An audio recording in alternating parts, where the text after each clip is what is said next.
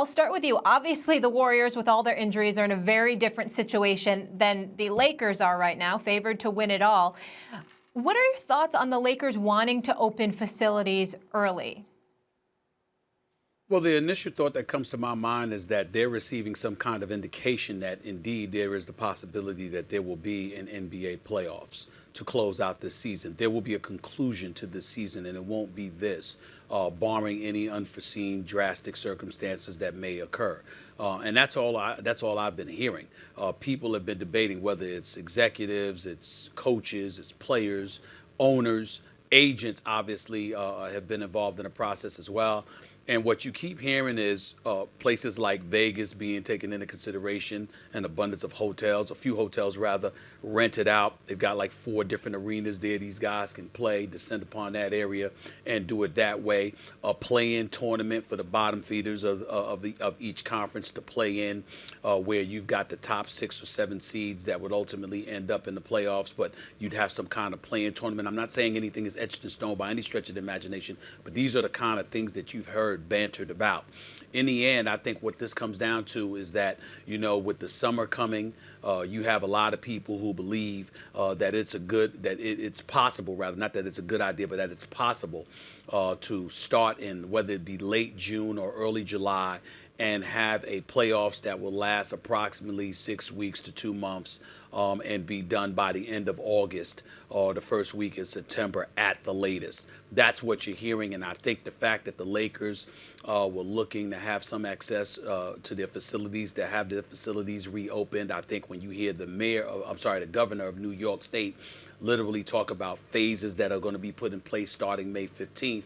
I think when you see places like Georgia and Florida opening things up, even though it's against the wishes of some local officials, like the mayor of Atlanta is completely opposed to the position of the governor of Georgia. You see those kind of things transpiring, and it may delay things to some degree, but I think ultimately what it comes down to is that the Lakers, like a lot of other teams, are being given some kind of indication there will be a playoffs. It will take place this summer, and an NBA champion will be crowned. It tells me that the Lakers are taking the right approach. They want to be ready in case. They want to be ready to go right then, and they're trying to win a championship. All those are good things. Everyone should be preparing their best to get back to business in whatever form that takes, right? That's great. My read on the situation, though, Stephen A., is actually that it's possible for the NBA to play games if. It's possible if. I'll complete that thought in a second. I don't think we're going to see football of any kind, college or pro, this year. I don't think we're going to see baseball. Number one, because there are so many more people involved that in the absence of a vaccine, testing would have to become so widely available that it wouldn't be a matter of life and death for others who really need to get these tests in order to open up the NFL or Major League Baseball, which, you need thousands and thousands of tests to get that done. There's so many players and personnel on every team.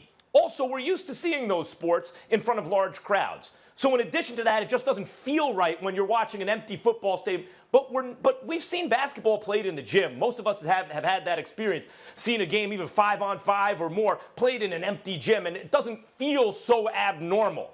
Also, there are far fewer people involved in basketball, both on the court and in terms of personnel, and it would be possible, I think, in the absence of a vaccine, that testing is widely available enough that to get some tests enough for the NBA to have games is not unthinkable. But they could do it if. Remember I said if, to finish that clause, they could play it if they're prepared to stop and start the season on a moment's notice and to play it in fits and starts until the end. And they're going to have to chop some games off, probably the regular season and maybe the playoffs. And the league, unlike boxing or golf or tennis, the league could enforce, theoretically, a strict kind of quarantining practice enforced by the league. So if there was buy-in with the players, like, yep, we're willing to be away from our families for months and months, we're willing to start and stop on a dime, and the NBA could get all that together, play without fans and everything, I think it's possible that the NBA could actually complete this thing. I don't think that's possible for Major League Baseball. I think it's unlikely for Major League Baseball, the NFL, college football, but it's possible for the NBA. But everyone has to take the approach of the Lakers. Let's get ready to start as soon as possible. Max, I hear exactly what you're saying. And look, I get the Lakers have to do what they have to do. They're trying to win an NBA championship. The Golden State Warriors not going to be in the playoffs. It's different for LeBron at his age and AD and their time. They feel like they can capitalize on that run. But just to elaborate on your point, Max, look, first off, I think an individual, if you're a fan, you just have to get ready for this emotion for the next couple of months as we constantly reassess on a daily basis as we continue to gather more information about, is this realistic? Is this actually feasible or not? But Max, to expound upon your point a little bit more, it's just not testing. And you alluded to in the show before the PR nightmare that could be on the NBA if they do have access to thousands and thousands and thousands of tests, yet we as individuals or citizens of this country don't have access to testing, right? So that's number one as you navigate what that needs to be. But also the testing on a day-to-day basis, Max and Stephen A., like it's just not testing one time. You have to test these individuals on a day-to-day basis because you could have a symptom that pops up the next day or the next day after that. So yes, you are seeing a limited amount of people, right? Referees, trainers, staff, people of that sort. But it's those testings compounded on a daily basis. So yeah, maybe start, stop, but you're never going to get into any flow. That's why I just don't see it being realistic that we are going to have a season this year. As much as I want to see one, I don't know how you can pull that off on a daily basis. It's just, it can stretch your bandwidth, maximize it, and you may not have enough people in place to help that.